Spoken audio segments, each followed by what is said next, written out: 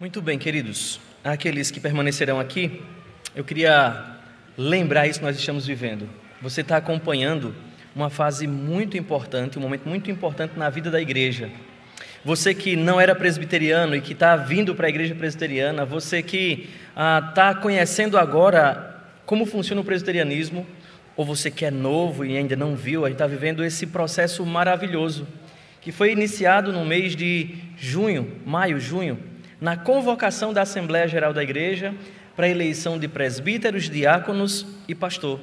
No sistema presbiteriano é que nós temos a oportunidade como igreja de fazer aquilo que nós vemos na Escritura, Paulo orientando Timóteo e Tito a fazer de cidade em cidade, como nós já fomos instruídos aqui, reiteradamente ou repetidas vezes pelo nosso pastor, o pastor Cláudio, quando ele nos ensina quais são os ofícios, o que se espera, como deve ser, qual deve ser o caráter de um presbítero, de um diácono. E a gente chega nesse ápice, quando hoje a Assembleia será convocada e aberta, né, assim, para a gente então, entendendo a orientação de Deus, votarmos e termos os nossos oficiais. Os diáconos para a ordenação do ambiente de culto, para o socorro dos necessitados, os presbíteros regentes, para a administração da igreja, para a administração da disciplina, para a supervisão e auxílio do pastor, para o pastoreio, e o pastor titular, que preside o conselho da igreja e que é o representante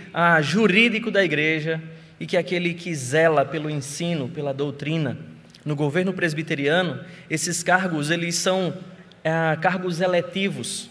A igreja tem o privilégio e, ao mesmo tempo, a responsabilidade de, como instrumento de Deus, cada um expressar a sua opinião pessoal e, na multidão dos conselhos da opinião da igreja, aquela opinião prevalecente, entendermos a vontade de Deus. Este é um momento muito importante. Por isso eu queria convidar você a abrir a Bíblia, lá em Atos capítulo 13, e eu quero ler os versos de 1 a 3, e refletir a respeito disso, da gente não só viver esse momento como um presbiteriano velho que já sabe que tem lá e votar, e às vezes a gente faz isso assim, e para aqueles novos também, para a gente entender a nossa responsabilidade e o nosso privilégio. Eu queria ler esses 3 versículos e meditar a respeito disso nessa manhã com vocês, entendendo esse momento importante que nós vivemos como igreja do Senhor. Atos 13, versos de 1 a 3, você já deve ter esse texto de cor na sua cabeça, se não tem, deveria, para a gente entender esse privilégio de ser igreja. O texto de Atos, capítulo 13, diz o seguinte: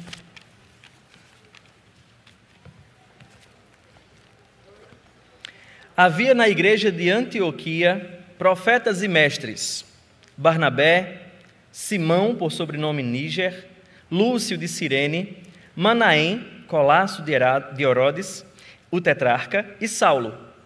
E servindo eles ao Senhor e jejuando, disse o Espírito Santo: separai-me agora, Barnabé e Saulo, para a obra que eu os tenho chamado. Então, jejuando e orando e impondo sobre eles as mãos, os despediram. Até aqui a nossa leitura. Feche os seus olhos mais uma vez, oremos. Senhor nosso Deus, nós de fato, Senhor, bendizemos ao Senhor e entendemos o rico privilégio que temos de estarmos aqui nessa manhã reunidos em culto ao Senhor. Ó Deus, e nesta hora que lemos a Tua Palavra e que vivemos esse momento na vida da igreja, nós nos alegramos no Senhor e ao mesmo tempo pedimos, Pai, a Tua orientação, a Tua bênção, o Teu favor, que o Senhor Deus seja honrado, bendito por nossas vidas e que nós sejamos neste momento do culto edificados por Tua Palavra. Fala a nós, Senhor, nos faz meditar, e não só meditar, mas nos faz viver, igreja, de um modo profundo, sincero e completo. Abençoa a cada um de nós e nos faz entender também a necessidade que temos da igreja do Senhor. Em nome de Jesus, Pai, fala a nós. Amém, amém, amém. Queridos, tomando essa situação que temos vivido e entendendo a importância do dia de hoje, que eu queria voltar para esse texto. O texto no livro de Atos dos Apóstolos, o único livro de cunho histórico no Novo Testamento que traz essa narrativa de como a igreja se desenvolveu depois da ascensão do Senhor Jesus Cristo. De acordo com a tradição da igreja primitiva, Lucas, O médico amado, como é dito por Paulo, foi o autor deste livro, do livro de Atos. E isso é testemunhado desde os cristãos mais antigos. Nós vamos ter relatos, por exemplo, de Irineu, que viveu entre o ano 130 e 202 depois de Cristo, que já dizia isso, já falava de Lucas como o autor do livro de Atos. Nós vamos ver posteriormente Clemente de Alexandria, o cânon muratoriano, um documento muito antigo, como também outro pai chamado Eusébio. Eles dão crédito a Lucas como o autor do livro de Atos dos Apóstolos.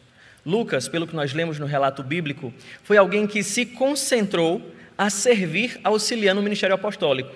Ele não era um apóstolo, mas ele morreu, provavelmente aos 80 anos de idade, sem nunca ter se casado e nem se dedicado a outra atividade, senão a acompanhar os apóstolos em sua missão. E como Paulo vai dizer, o médico, aquele que acompanhava, que cuidava da saúde do apóstolo Paulo. É interessante ainda perceber que Atos dos Apóstolos, ele não é um livro solto. Ele se apresenta como o segundo volume, como uma sequência ao evangelho escrito também por Lucas. Então, como se fosse o segundo volume da obra de Lucas. No evangelho, Lucas vai nos mostrar o que Cristo começou a fazer. A gente vai ver Lucas narrando desde a genealogia, o nascimento de Jesus, momentos da sua adolescência, o seu ministério, narrando fatos em sequência. E no livro de Atos, ele mostra para a gente o que ele continuou a fazer através da igreja por meio do Espírito Santo. Os teólogos vão dizer que o livro deveria ser chamado Atos do Espírito Santo, por nós percebermos tão presentemente a ação de Deus através da igreja por meio do Espírito Santo. Atos apresenta um registro histórico do desenvolvimento da igreja durante a primeira metade do primeiro século. Lucas pode ter tido vários propósitos ao escrever este livro, pois ele declarou em seu evangelho, que registrou em seu evangelho, a vida de Jesus até a sua ascensão. E ele vai dizer agora para a gente que ele resume o tema geral nos primeiros versículos do livro de Atos, e então ele afirma que o Senhor expandiria o evangelho, quando no versículo 8 de Atos 1, o Senhor mostra isso para a gente. Quando descer sobre vocês o Espírito Santo, vocês serão minhas testemunhas e levarão o evangelho até os confins da terra. A gente entende então que Atos 1:8, ele fala para a gente do propósito de Lucas neste livro histórico. Ele quer mostrar para a gente como o evangelho, através das testemunhas de Cristo, alcançaram Jerusalém, Judéia, Samaria e os confins da terra. A gente vai encontrar isso na sua obra. Ele destaca a devoção religiosa dos primeiros cristãos, a pureza moral da igreja, também, de algum modo, a inocência política que a igreja, daqueles que seguiam a Jesus naqueles primeiros dias. Lucas vai retratar neste livro para a gente o cristianismo como sendo universal, para todos os povos. Uma coisa que é complicada hoje, porque com esse negócio de relativismo, né? As pessoas dizem, essa é a sua opinião, essa é a sua religião. E não entende que, de fato, o cristianismo tem esse caráter universal. Deus enviou o seu Filho para o mundo. É para a luz, para os homens, como diz em João 1,5. Então, Lucas já entende isso lá no livro de Atos, e ele mostra que o cristianismo está arraigado, alicerçado no judaísmo, mas é aberta a todos os povos. E até eles entenderem isso, nós vamos ver até o capítulo 7 de Atos, o sofrimento dos judeus para entender que o cristianismo era para todos os povos. O poder do Espírito Santo também vai ficar muito claro no livro de Atos como o motor da igreja, a força motriz do desenvolvimento do cristianismo. A igreja não vai a lugar nenhum se Deus não a conduzir, se o Espírito do Senhor não a orientar. Isso fica muito claro, que a força de expansão da igreja para agir no mundo e atingir os confins da terra é o Espírito de Deus. Naquele contexto, Lucas entendia, como Paulo entendia, que os confins da terra seriam atingidos se o evangelho chegasse a Roma, a capital do mundo. Lucas apresenta para a gente o cristianismo como a consumação das antigas promessas do judaísmo. É ainda interessante olhar esse trechinho que nós lemos de Atos capítulo 13, como uma narrativa que introduz uma seção nova no livro de Atos. Até então nós vamos ver a igreja de Jerusalém agindo, saindo e pregando. A partir do capítulo 13 de Atos, nós vamos ver agora não mais só os judeus de Jerusalém, mas de uma cidade que não se esperava, a igreja saindo também ao mundo. na expansão do Evangelho. A partir de Antioquia é que então a igreja começa essa obra de expansão até os confins da terra, e isso está bem marcado aqui no capítulo 13 de Atos. Nesse texto também nós encontramos a igreja de Antioquia, algo novo para aquele contexto. Uma igreja composta por diversas culturas e nacionalidades. O entendimento do universalismo e da abrangência do Evangelho se expressa agora concretamente nessa igreja. Uma igreja que é composta de, você vê logo no versículo 1, quando ele começa a nomear as pessoas, e aparecem pessoas de nomes judeus, nomes gregos, e assim vai mostrando nomes africanos e pessoas de diversas nacionalidades que faziam parte do povo de Deus, que eram tidos como mestres, que eram pessoas aptas ao serviço, mostrando que o Evangelho não estava, ou que a mensagem de salvação, que a luz não estava restrita aos judeus, como eles equivocadamente entenderam e fecharam as portas da salvação somente para aqueles que se entendessem judeus. Esse texto também é muito importante, porque a partir dele se dá início às viagens missionárias protagonizadas por Barnabé e Paulo, que são de fato as viagens de expansão, quando vemos Paulo atingindo toda a Ásia Menor com o Evangelho e alcançando os confins da terra com o propósito do Evangelho. O nosso texto, esses 3 versículos simples, ele descreve a igreja de Antioquia, como eu já disse, sendo reconhecida como uma igreja genuína, mas uma igreja que entendia a sua responsabilidade, o seu lugar no reino de Deus. Ele entendia o privilégio de ser igreja, mas também a responsabilidade que está sob a igreja de incumbir homens, de autorizar homens a liderar e a levar a igreja aos confins da terra, a investir de autoridades a homens para dar continuidade à missão de Atos 1:8. Então, com base nessas informações, que eu já me delonguei bastante, eu queria convidar você a pensar, a partir desses 3 versículos, sobre o seguinte tema: a igreja a serviço de Deus. E eu queria que você entendesse que, de fato, é um privilégio para nós sermos igreja, e nós muitas vezes nos deleitamos somente em pensar nesse privilégio. Quando lemos, por exemplo, 1 Pedro capítulo 2, versículo 9, nós entendemos a dimensão do privilégio que nós temos. Quando Pedro lembra que nós somos sacerdócio real, nação santa, povo de propriedade exclusiva de Deus. E muitas vezes a gente para aí, mas o texto continua dizendo, a fim de... Ele lembra que nós não éramos, ele lembra o privilégio da graça de Deus. De fato é um privilégio glorioso sermos igreja do Senhor, porque igreja do Senhor é o povo que foi alcançado pela mensagem do Evangelho, foi alvo da obra redentora salvífica de Cristo, foi justificado, foi adotado, foi regenerado, desfruta do Espírito Santo, do amor, da orientação. E a gente esquece que existe um propósito de Deus em nos chamar e nos constituir igreja e constituir seu povo. E ao olharmos para a experiência da igreja de Antioquia, aqui em Atos capítulo 13, nós podemos entender também que, junto com esse privilégio, o Senhor nos chamou para uma responsabilidade, para o serviço que é compreendido às vezes de modo equivocado ou de um modo muito ativista dos nossos dias. A gente não entende o que significa a igreja a serviço de Deus ou o que é o serviço ao Senhor. Então eu queria parar um pouquinho com vocês e meditar sobre isso, olhando para esses poucos versículos e para essa narrativa rica aqui de Atos capítulo 13, introduzida nos versos de 1 a 3, e eu queria entender que a igreja a serviço de Deus vive em adoração ao Senhor. Olhando aqui para o texto, a narrativa começa com uma descrição de como a igreja de Antioquia era servida por um grupo de profetas e mestres. E Lucas faz questão de alistar para a gente 5 nomes de homens de lugares diversos. E ele começa essa lista com Barnabé, como líder cristão de Jerusalém, que nós já lemos a respeito dele no livro de Atos, talvez o mais importante deste grupo aqui, ou o mais conhecido no meio da igreja, ou talvez o cristão há mais tempo na fé. É esse Barnabé, que nós lemos lá no capítulo 5, as ações deste homem, que era um homem cheio do Espírito Santo. E aqui ele está em Antioquia, já no outro lugar, mas junto com a igreja, reconhecendo seus irmãos de outras nações. Em segundo lugar, aparece o nome aí de Simão, um homem com nome judaico, um judeu. Então, com toda a probabilidade, era vindo de uma das tribos de Israel. E seu outro nome era um nome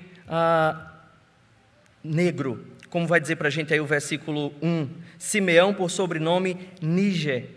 Então, era um negro de origem judaica. Este seu nome é latino e significa de pele negra, o de Níger. Em terceiro lugar aparece Lúcio, natural da cidade de Cirene, que, segundo se presume, era um dos fundadores da igreja. Lá em Atos capítulo 11, versículo 20, nós vamos ver essa pessoa ouvindo o evangelho do apóstolo Paulo e provavelmente voltando para a sua cidade. Em quarto lugar aparece um por nome Manaém, um nome novamente judaico, que significa consolador, um irmão de criação de Herodes Antipas, segundo a tradição ou entendimento dos historiadores. E é isso que o texto grego nos leva a entender, visto que o termo colasso significa primariamente irmão de criação, mas pode também significar um membro da corte, ou alguém que ocupava um cargo alto ali junto de Herodes. Seja qual for o significado, é para a gente saber que era alguém próximo a Herodes, da alta corte, que exercia um papel de autoridade não só na igreja, mas também fora da igreja, na política ou na sociedade. E por fim, agora para a gente, o mais conhecido de todos, Saulo, ou Paulo, que aqui recebe o seu nome judaico no texto do versículo 1 de Atos capítulo 13. O Saulo que lá no início a gente vê alguém perseguidor da igreja, mas que a partir de agora protagoniza toda a obra de expansão da igreja até aos confins da terra. Então a gente percebe algo que para a gente é normal. A gente está aqui reunido, uma igreja diversa, porque a igreja do Senhor é diversa. A gente lê isso em 1 Coríntios capítulo 12, Paulo ensinando a respeito da diversidade da igreja e que há na igreja. Mas os judeus não compreendiam isso. Até aquele momento, até olhando para Cristo, muitas vezes eles se sentiam limitados a pregar o evangelho somente para os judeus. Mas agora a igreja de Antioquia não só entendeu um aspecto teológico, a igreja de Antioquia vivia. A gente vive um tempo em que, às vezes, as doutrinas chegam a nós e a gente só quer pensar a respeito delas. A gente só quer meditar a respeito dessas coisas, assimilá-las, entendê-las, compreendê-las intelectualmente. E muitas vezes essa compreensão intelectual ela para aqui, ela não desce para o coração e nem molda as nossas ações. A gente vê aqui concretamente na igreja de Antioquia, alguém que entendeu e que estava vivendo a multiculturalidade da igreja, a diversidade genuína, porque diversidade não é o que se prega hoje pela ideologia de gênero, quando as pessoas querem mudar a realidade visível e física e biológica e científica. Falar de diversidade, criando a partir de narrativas a realidade, e não é assim que tem que ser. É a realidade que constrói a nossa visão e percepção das coisas, é a revelação de Deus que nos instrui. E a igreja de Antioquia estava entendendo o que significa de fato a verdadeira diversidade. A igreja é diversa culturalmente, racialmente, em dons, em aparência, em classe social, e a gente descobre que nada disso é parede divisória, porque como diz lá em Efésios capítulo 2, Cristo destruiu a parede de separação e fez dos dois, judeus e gentios, que eram irreconciliáveis, um só povo. Por isso que para nós, povo de Deus, nós podemos viver assim como irmãos, como família na fé, porque cor não é muro de separação, sexo não é muro de separação, condição social não é muro de separação. Nós vivemos como um só povo, uma só família, e a igreja de Antioquia que está vivendo a serviço de Deus está me ensinando isso.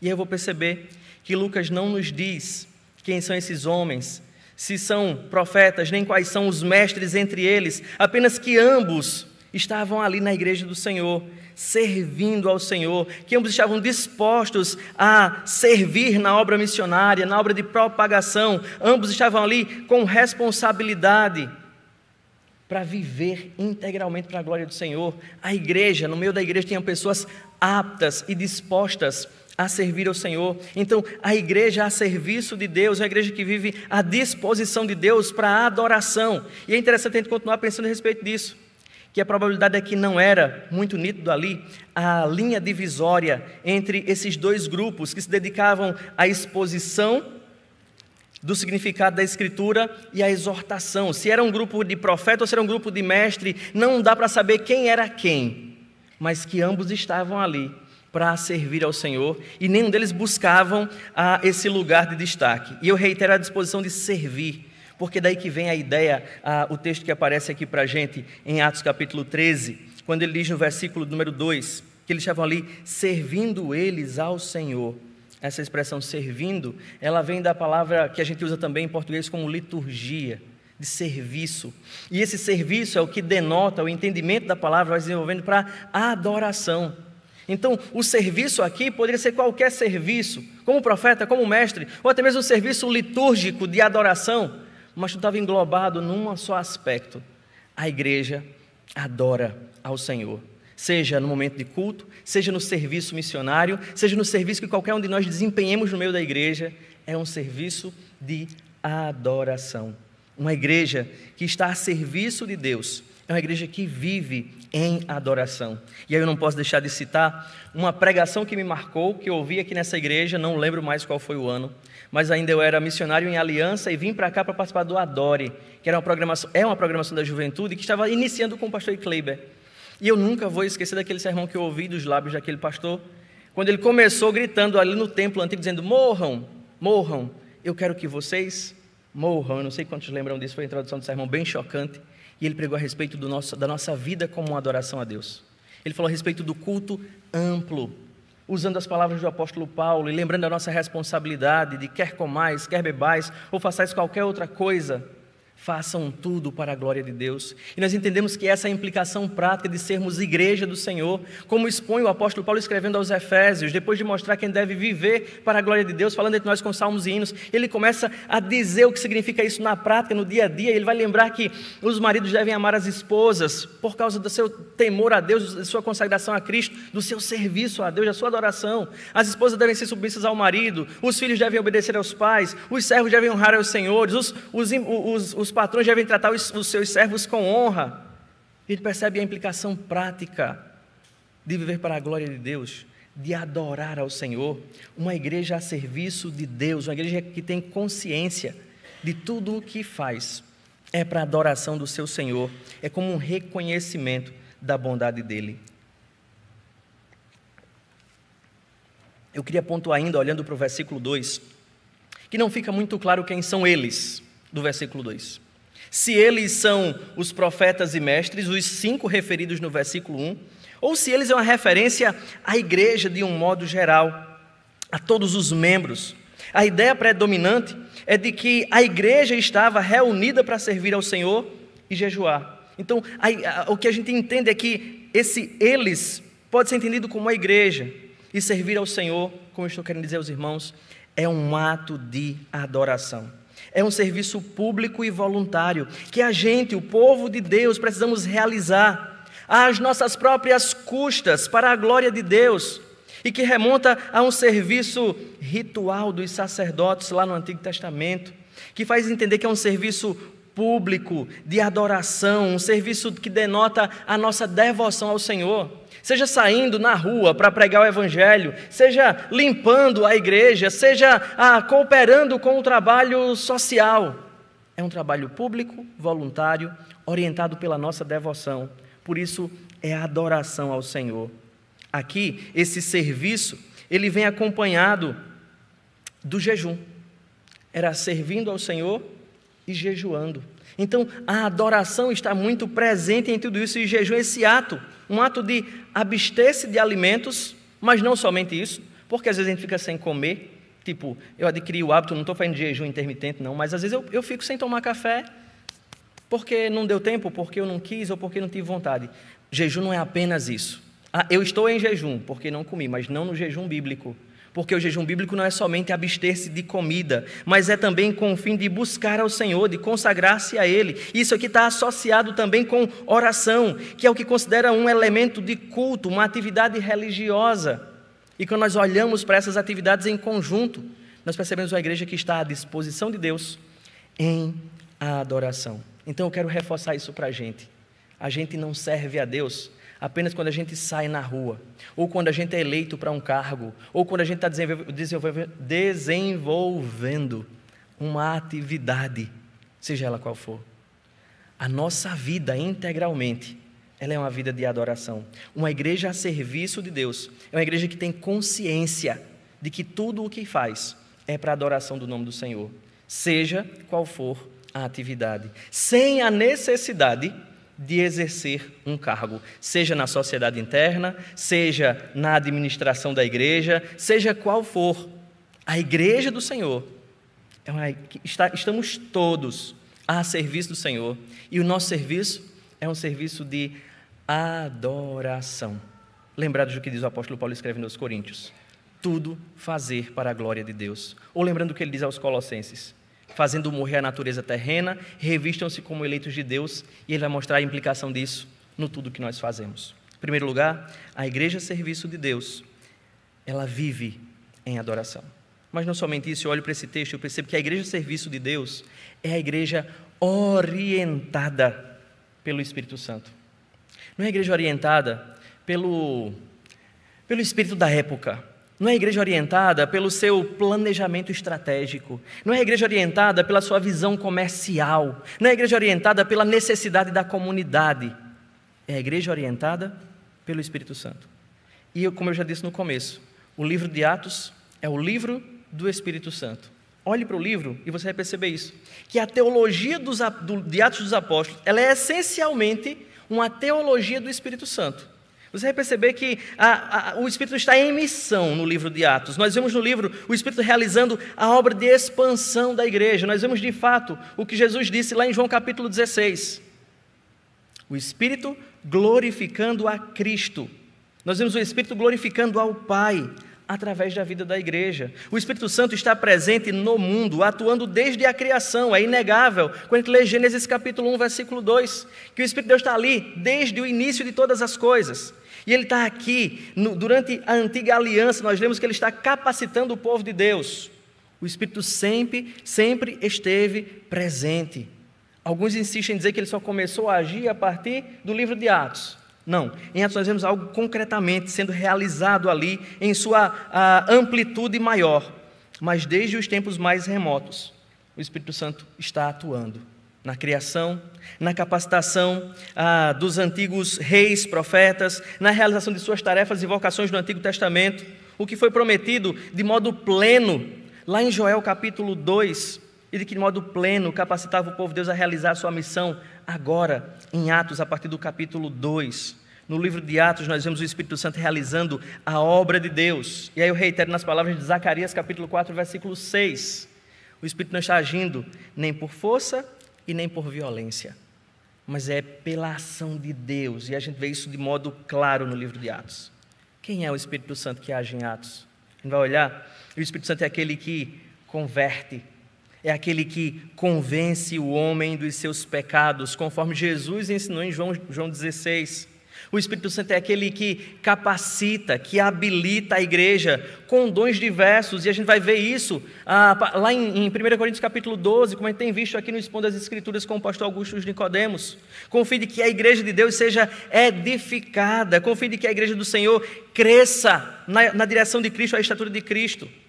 A gente vê que é a obra do Espírito Santo também, de capacitar a igreja com dons, a fim de que a igreja seja edificada e a pregação do Evangelho seja realizada. E é isso que fica muito claro no livro de Atos. A partir do capítulo 8, nós vamos ver os discípulos que foram perseguidos em Jerusalém, saindo por todos os lugares, e agora agora tinham compreendido a sua missão, pregando a todas as pessoas que encontravam pela frente. É interessante que a gente vai ver que é esse mesmo Espírito Santo que vocaciona, e aqui no capítulo 13 está muito claro isso, que vocaciona para a obra missionária. Um Senhor que capacita e chama, e quando chama Ele dirige a obra missionária. E é fantástico perceber isso nos capítulos que se seguem, por exemplo, em Atos capítulo 16, o Espírito dizendo a Paulo onde ele tinha que estar e a quem ele tinha que falar, porque é o Espírito que dirige a obra missionária como lhe apraz. A vocação para a missão, o direcionar para a missão, é o direcionar do Espírito Santo. E a igreja que está a serviço de Deus, é a igreja orientada pelo Espírito Santo. E a gente deve fortalecer isso no nosso coração. É na rotina dos serviços da igreja, é na rotina da adoração vivida pela igreja, como eu olho aqui para Atos capítulo 13, versículo 2, é nessa engrenagem que funciona, de serviço, de adoração, de comunidade reunida, que o Espírito vai atuando e dirigindo a vida da igreja. E diz o versículo 2, e o Espírito disse, o Espírito orienta. E qual é a orientação? Separa para mim destes 2. O Senhor chama, e esse chamado não é pela nossa teimosia ou pela nossa vontade. Ela se expressa através da vida da igreja. A igreja recebe de Deus essa responsabilidade de, sob a sua orientação, a igreja separar pessoas, a igreja capacitar pessoas, formar pessoas e a igreja enviar pessoas. Fica muito claro isso aqui em Atos capítulo 13. É através da vida da igreja, que vive a vida abundante orientada pelo Evangelho. Enquanto a igreja cultuava, enquanto a igreja jejuava, enquanto a igreja orava, o Espírito Santo falou, e a igreja teve discernimento para entender a voz do Espírito e separar as pessoas que, pelo Espírito, foram vocacionadas. Entendimento este, vindo do próprio Espírito, no qual 2 daqueles mestres ou profetas são designados para ampliar a obra da igreja.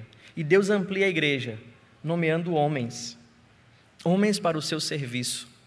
E é interessante a gente já perceber que vocês já ouviram os sermões que foram pregados aqui anteriormente, a respeito das qualificações dos presbíteros, dos diáconos, do papel e da missão deles, a gente entender que esses homens, os quais estão sendo votados hoje, eles têm esse papel, o papel de contribuir para o crescimento, para a propagação, para a expansão, para a formação da igreja. Eles têm papel formativo, eles são modelos do rebanho, mas eles também são professores, instrutores, orientadores, não só da teologia de cada um de nós, mas também da orientação da obra que a igreja vai fazer. Por isso que algo que nós vemos hoje é algo muito sério e importante. E aí quando a gente olha para a nossa igreja, a gente vê, por exemplo, o cargo de presbíteros regentes, 6 vagas, de um corpo de 10, 60% está aberto para a vaga. E a gente perceber para a eleição. A gente perceber a nossa responsabilidade, tanto na indicação de pessoas como no voto. Entender que o rumo da igreja pode mudar, a visão da igreja pode mudar, porque esses homens são incumbidos por Deus para esta responsabilidade de dirigir o rebanho. A gente não está brincando de votação. É algo muito sério, para a gente entender que a igreja a serviço de Deus precisa dessa orientação do Espírito. E a gente não deve chegar ali diante da nossa cédula de votação e dizer, esse é meu amigo, esse não me deu bom dia, esse aqui eu não gosto muito, eu vou votar nesse aqui porque é legal e destacado, esse fala bem. E a gente muitas vezes age assim como igreja. Presbiterianos velhos são acostumados a participar desses processos e não entender a responsabilidade. Quando o pastor diz, orem por isso, prestem atenção nessas qualificações, porque o rumo da igreja está nas mãos desses homens também. A gente sabe que Deus está no controle de tudo, é o Espírito quem orienta, mas é a nossa responsabilidade como igreja fazer de acordo com a orientação de Deus, com o discernimento dado pelo Espírito Santo, porque é o Espírito Santo que vai dirigir e estender a igreja aos confins da terra, sob o poder dele, mas usando vasos que somos nós, que estamos à sua disposição. Por isso a igreja a serviço de Deus é a igreja que carece da orientação do Espírito.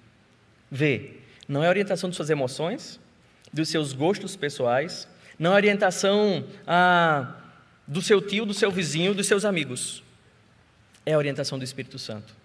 A igreja do Senhor é a igreja orientada pelo Espírito do Senhor. Então, em primeiro lugar, a igreja a serviço de Deus é a igreja que vive em adoração. Em segundo lugar, a igreja a serviço de Deus é a igreja orientada pelo Espírito Santo. E em terceiro lugar, eu queria destacar que a igreja a serviço de Deus, ela entende que tem que investir homens de autoridade. O texto não me deixa fugir de perceber isso. O versículo 2 e o versículo 3 diz que eles estavam vivendo a vida comum da igreja, uma vida de adoração, servindo ao Senhor, jejuando e orando. E disse o Espírito Santo, separa para mim agora Barnabé e Saulo, para a obra que eu os tenho chamado. Então, jejuando e orando, e impondo sobre eles as mãos, os despediram. A gente percebe como responsabilidade, prerrogativa da igreja, impor as mãos. No contexto da gente, perturbado por tantos ventos, impor as mãos tem uma conotação meio que estranha, muitas vezes, porque as pessoas acham que é uma transferência de geração, né? Transferir bênção de uma geração para outra. Rituais na internet, você vai ver isso, através da imposição de mãos, ou que através da imposição de mãos, algum poder sai daqui e entra lá, e a gente está dando a ele alguma coisa através das nossas mãos. Mas é interessante olhar para essa expressão e vê-la como ela se desenvolve na história desde o Antigo Testamento ao Novo Testamento, e perceber que na imposição de mãos não tem transferência de geração, transferência de bênção, não tem um poder que emana da mão do pastor ou do presbítero para a cabeça do outro presbítero. Mas é, sim, um rito autoritativo. Reconhece e investe o outro de autoridade. Eu estou autorizando você a representar a igreja do Senhor, a liderar a igreja do Senhor. Então, a imposição de mãos é a parte dessa investidura de autoridade, é um reconhecimento da comunidade através dos seus líderes. E aí, recentemente, eu não fui ordenado há tanto tempo, mas eu estava revendo a minha ordenação, que graças a Deus ficou filmado, né? Eu assisti o culto, a pregação, para relembrar, né, o propósito do meu ministério e tal. E aí foi bonito de ver aquele momento, que eu não tinha visto que eu estava de joelho, né? Então agora eu assisti e ver aquele momento e lembrar disso que estava sendo feito aqui no livro de Atos. E ver que as perguntas que foram feitas antes, e que eu estava tão trêmulo agora, depois que eu assisti, né? Respondendo aqui com o microfone tão trêmulo. E o que me emocionou na hora e me emocionou naquele dia que eu estava assistindo foi o pastor que estava fazendo as perguntas, se eu não me engano, Josimar Gonzaga, pastor lá da igreja do Parque Capibaribe, em São Lourenço, e pai da nossa irmã Larissa, perguntando: a igreja reconhece Jaidson como pastor? Gente, a igreja disse sim, graças a Deus. Ali foi o momento desse reconhecer, ou desse investir de autoridade. E agora vem os líderes dessa igreja que respondem sim, e impõem as mãos e oram. E depois eles recebem aquele novo líder na destra da comunhão. É isso que a igreja de Atos está fazendo. E a gente entender que faz parte do nosso serviço como igreja. E a gente às vezes faz isso de um modo relapso, como eu já relatei. Por exemplo, na preparação de novos pastores, de novos presbíteros. A igreja tem a missão de reconhecer a vocação desses homens. E de não só reconhecer, mas também formá-los teologicamente e orientá-los para que eles possam ocupar esses cargos de um modo responsável, coerente e bíblico. Mas a gente às vezes não sabe que nós não sabemos que temos essa responsabilidade. E a gente deixa que, de qualquer modo, chegue a esses postos de autoridade que são importantes para a vida da igreja. O reconhecimento da vocação para o pastorado, por exemplo, os nossos seminaristas. Às vezes eles ficam esperando isso, a autenticação da igreja. E a gente passa alguns anos, né, Pedro Pontes, candidato ao Sagrado Ministério, depois muitos outros anos sofrendo na bancada do seminário, aí vem mais um ano de licenciatura, tudo isso é passando no teste da igreja, e a gente às vezes não entende que a igreja não entende que está avaliando. E aqui quando a gente olha para Atos, a gente percebe que faz parte da vida da igreja, é uma responsabilidade da gente como povo de Deus, ter o olhinho atento e reconhecer vocação, e autenticar a vocação. E aí vem o versículo 2 e me diz: e impor as mãos através dos nossos representantes, porque somos presbiterianos. E ele vai dizer para a gente, é como um investir de autoridade, é um reconhecer que o Espírito chamou, é um reconhecer que o Espírito vocacionou, é um reconhecer que ele tem dons e está apto, e que ele está preparado, seja para assumir o cargo de diácono, de presbítero, de pastor, seja para ir para outra cidade como missionário. A igreja, nós temos essa responsabilidade. E nós fazemos isso na engrenagem comum, na vida da igreja, servindo ao Senhor, jejuando e orando. Deus vai chamando, a igreja vai reconhecendo e depois investindo de autoridade. E assim a engrenagem do reino de Deus vai rolando, rodando, e o evangelho vai se expandindo, e a gente entender que a gente está no meio de tudo isso, a serviço do Senhor. É um privilégio glorioso, mas eu queria que você entendesse hoje também que é uma responsabilidade. Então, eu olho para Atos capítulo 13, e eu percebo, de fato, o texto fala de uma igreja missionária, mas eu vejo uma igreja serva, uma igreja que está de fato consciente de que está a serviço de Deus, seja na adoração, seja nos serviços comuns como adoração. Entender que para realizar isso eu preciso da orientação não das minhas pretensões pessoais, mas do próprio Espírito de Deus, e que eu faço isso investindo pessoas de autoridade, seja para liderar, pastorear, seja para educar, seja para ensinar como mestre, seja para ir como missionários ao mundo. É responsabilidade nossa. E quando nós entendemos que a missão é nossa, que a responsabilidade é nossa, nós fazemos isso de um modo mais grato, contente, consciente e responsável. Eu queria lembrar essas verdades à igreja e aplicar dessa forma. Nós não podemos viver a vida cristã como de um modo materialista. O materialismo está impregnado na sociedade de um modo tal que a vida da igreja está comprometida por esse materialismo. A gente chega na igreja e a gente quer apenas que as nossas necessidades sejam atendidas, que os nossos anseios sejam correspondidos. A gente quer consumir na igreja. Pastor que pregue bem, que seja eloquente, músicas que sejam não tão monótonas, porque às vezes essas músicas parecem tão desanimadas, e a gente quer ao nosso modo. A igreja que quer que esteja limpa, que o ar esteja na temperatura correta, porque hoje está frio, hoje está quente, e a luz está baixa, a luz está alta, e a gente fica sempre criticando tudo e não entende o nosso lugar como igreja. A igreja está a serviço de Deus. A igreja desfruta de privilégios, mas a igreja, quando se reúne, ela está a serviço de Deus. O culto é um serviço de adoração. As missões são serviços de expansão. Tudo o que nós fazemos é para adoração a Deus.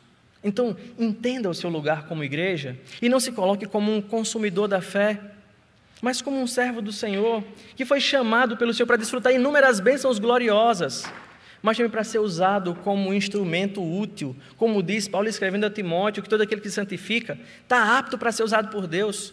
Então, se coloque nesta posição, disposição, se disponha a servir ao Senhor. E aí você pensa, mas na igreja grande é muito difícil servir ao Senhor.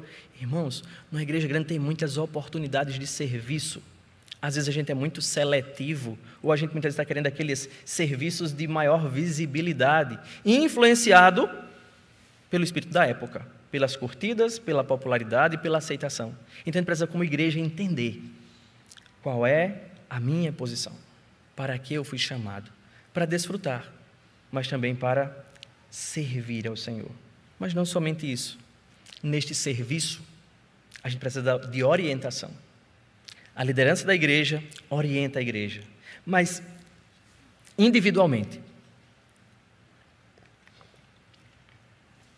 Nós temos, como diz João escrevendo na sua primeira carta, a unção. Nós temos o Espírito Santo, que orienta a igreja, que dirige a igreja e que dirige os crentes individualmente. Nós precisamos lembrar disso. Na hora das nossas reuniões de departamentos, de trabalho, de serviço na igreja, na hora de reunir a junta diaconal, de reunir o conselho, de buscar orientação, nós precisamos lembrar disso, que eu preciso ser dirigido pelo Espírito Santo. Os meus conselhos não devem ser conselhos materialistas ou interesseiros. O meu conselho precisa ser de acordo com o oráculo, com a palavra, com a orientação do Espírito Santo. E entender que a igreja tem um propósito que é diferente do propósito do mundo. O nosso propósito não é ser grande e visível e ter muita gente e movimentar a cidade. O nosso propósito é ser fiel a Deus no mundo. O nosso propósito é resplandecer a luz de Cristo. Se vai ser grande ou pequena, Deus seja louvado. Se vai ser destacada ou não, que seja pelos motivos corretos. Mas que o nosso propósito seja glorificar a Deus com tudo o que nós fazemos, expressar a adoração com as nossas vidas. Que não seja o propósito de destacar o nosso nome, nem destacar a nossa família, nem o nosso ministério, e fazer disputas de ministérios. Isso acontece quando a orientação vem de outro lugar, não do Espírito de Deus. A gente precisa da orientação do Espírito de Deus para viver como igreja e fazer a engrenagem rodar como igreja. E entender que precisamos ser arautos, proclamadores, propagadores da glória de Cristo. E a gente só viver nesse propósito se o foco e se a orientação vier do Espírito de Deus. Se o propósito vier da nossa ganância, se o propósito vier das nossas pretensões de popularidade no meio da igreja, de querer ser visto, de querer ser reconhecido, de fazer agora o ministério andar porque agora eu sou o líder, não deve ser essa a nossa motivação, nem essa a nossa orientação. Nós precisamos ser orientados pelo Espírito de Deus. E olhando para o livro de Atos, eu não posso viver como igreja de um modo relapso. Porque quando você é orientado pelo materialismo, você chega aqui como um crente consumista da fé, você não vai viver esse propósito responsável não é de criticar os outros, não é viver avaliando os outros, mas é perceber que no meio da igreja, pessoas vocacionadas, levantadas pelo Senhor, vão se destacando pelas suas habilidades, pelos seus dons. E a igreja tem o papel de reconhecer isso, e de uma atitude de respeitar isso, autenticar isso, e investir a autoridade a essas pessoas, para que elas possam desenvolver o seu dom, não para o destacamento, mas para a expansão, para a edificação, para o crescimento, para o desenvolver do reino de Deus. Que entendendo essa nossa responsabilidade, nós possamos ver esse dia, entendendo a glória que há nisso, de participar, orientados pelo Espírito Santo, da obra de Deus. E quando você vai lá, e você já deve ter ido, né? É assinar na sua vez e pegar a sua cédula de votação, você ter noção dessa responsabilidade e desse privilégio. Daqui do meu voto, o Senhor pode usar o meu voto para levantar presbítero fulano, que vai contribuir com o pastoreio da igreja, com a formação da igreja, com a expansão do reino de Deus.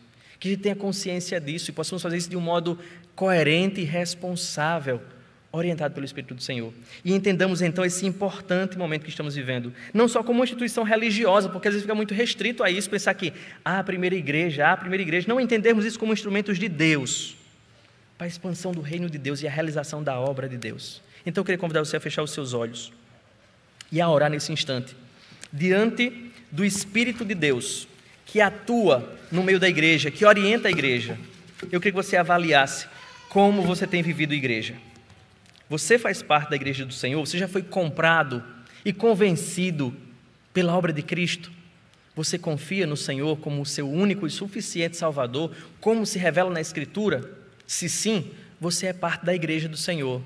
E se você é parte da igreja do Senhor, você deve viver integralmente para a adoração do Senhor. Quer comendo, quer bebendo ou fazendo outra coisa qualquer, o seu coração deve ser motivado pela glória de Deus. E a sua vida deve ser orientada pelo Espírito de Deus. E você deve agir no seio da comunidade com responsabilidade. Não como meninos, não agitados por outros propósitos, mas tão somente pelo propósito de Deus. Você tem vivido assim como igreja? Se não, peça perdão ao Senhor. Lembre-se, Isaías capítulo 55, Ele é rico em perdoar. E Ele tem mostrado isso na história. Se sim, e tem sofrido por causa disso, peça ajuda ao Espírito do Senhor, que é consolador, que supre, que sustenta, para que você continue firme nesse propósito de ser igreja do Senhor. Ou se você ainda não conhece a vida da igreja, entregue sua vida a Jesus e passe a viver como igreja do Senhor, para a glória dEle. Muito obrigado, Senhor, pelo privilégio de sermos o Teu povo, a Tua família, o Teu corpo, a igreja do Senhor. Obrigado porque, de fato, antes não éramos povo, não tínhamos, Deus,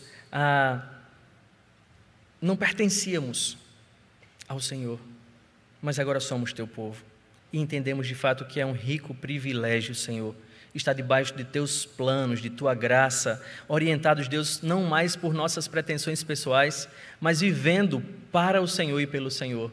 Obrigado por sermos a igreja do Senhor.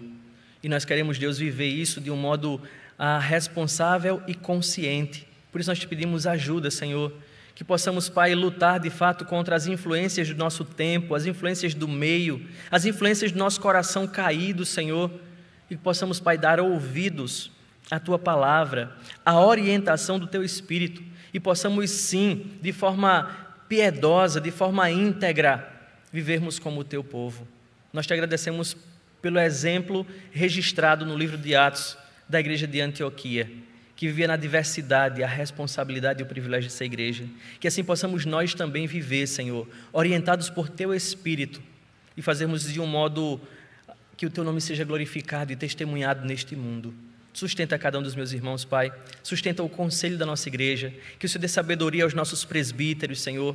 Abençoa os nossos pastores. Que cada um, Deus, possa deixar-se conduzir pelo Senhor. E que assim, ó Deus, possam abençoar a vida da igreja, não só com o seu testemunho e serviço, mas também com o conteúdo que cada um tem para compartilhar com o Teu povo. Que o Senhor Deus abençoe também a nossa junta diaconal, Senhor. Homens valorosos, que nesse tempo difícil que nós temos vivido, Senhor, tem mostrado a sua competência, agindo de um modo tão que o nome do Senhor vem sendo glorificado, Senhor. Que o Senhor Deus abençoe a cada um dos nossos diáconos. E pedimos bênçãos também, Pai, para aqueles que se dispuseram, Pai, e se candidataram a esses cargos que foram abertos, que possa haver no coração a motivação correta e que a igreja também corretamente motivada, Senhor, possa votar e escolher os Teus servos para o serviço da Tua obra.